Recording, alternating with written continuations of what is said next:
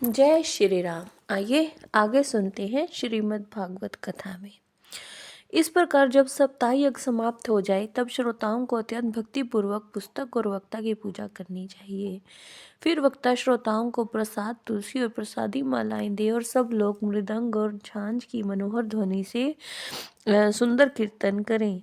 जय जयकार, नमस्कार और शंख ध्वनि का घोष कराएं और ब्राह्मण और याचकों को धन और अन्न दें। श्रोता विरक्त हो तो कर्म की शांति के लिए दूसरे दिन गीता पाठ करें। गृहस्थ हो तो हवन करें। उस हवन में दशम स्कंद का एक एक श्लोक पढ़कर विधि पूर्वक खीर, मधु, घृत, तिल और अनादि सामग्रियों से आहुति दें अथवा एकाग्र चित्त से गायत्री मंत्र द्वारा हवन करें, क्योंकि तत्वतः यह महापुराण गायत्री स्वरूप ही है। होम करने की शक्ति न हो तो उसका फल प्राप्त करने के लिए ब्राह्मणों को हवन सामग्री दान करें और नाना प्रकार की त्रुटियों को दूर करने के लिए और विधि में फिर जो न्यूनाधिकता रह गई हो उसके दोषों की शांति के लिए विष्णु सहस्त्र नाम का पाठ करें।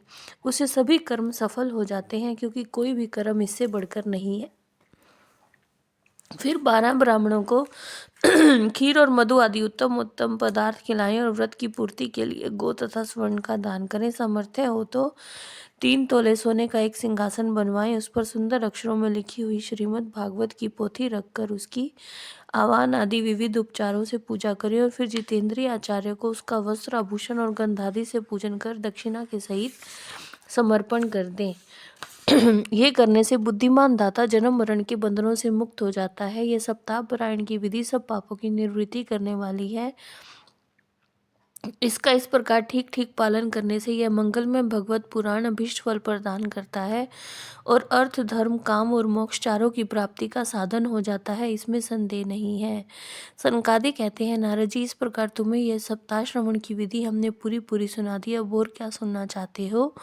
इस श्रीमद् भागवत से भोग और मोक्ष दोनों ही हाथ लग जाते हैं। सूत जी कहते हैं, शौनक जी, ये कहकर महामुनि सनकादि ने 1 सप्ताह तक विधि पूर्वक इस सर्व पाप नाशिनी, परम पवित्र और भोग और मोक्ष प्रदान करने वाली भागवत कथा का प्रवचन किया। सब प्राणियों ने नियम पूर्वक इसे श्रवण किया। इसके पश्चात उन्होंने विधि पूर्वक भगवान पुरुषोत्तम की स्तुति की। कथा के अंत में ज्ञान, वैराग्य और भक्ति को बड़ी पुष्टि मिली और वह तीनों एकदम तरुण होकर सब जीवों का चित्त अपनी ओर आकर्षित करने लगे। अपना मनोरथ पूरा होने से नारद जी को भी बड़ी प्रसन्नता हुई। उनके सारे शरीर में रोमांच हो गया और वे परमानंद से पूर्ण हो गए। इस प्रकार कथा श्रवण कर भगवान के प्यारे नारद जी हाथ जोड़कर प्रेम गदगद वाणी से सनकादि से कहने लगे, मैं धन्य हूँ, आप लोगों ने करुणा करके मुझे बड़ा ही अनुग्रहित किया है। आप मुझे सर्व पापहारी भगवान श्री हरि की प्राप्ति हो गई।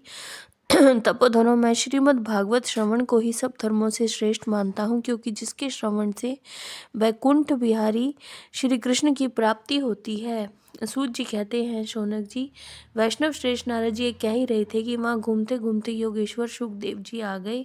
कथा समाप्त होते ही व्यास नंदन श्री सुखदेव जी वहाँ पधारे। 16 वर्ष की आयु, आत्म लाभ से पूर्ण, ज्ञान रूपी महासागर का संवर्धन करने के लिए चंद्रमा के समान वे प्रेम से धीरे धीरे श्रीमद् भागवत का पाठ कर रहे थे। परम तेजस्वी सुखदेव जी को देखकर सारे सभासद झटपट खड़े हो गए और उन्हें एक ऊंचे आसन पर बिठाया। फिर देवऋषि नारद ने उनका प्रेम पूर्वक पूजन किया। उन्होंने सुख पूर्वक बैठकर कहा, आप लोग मेरी निर्मल वाणी सुनिए। जय श्री राम।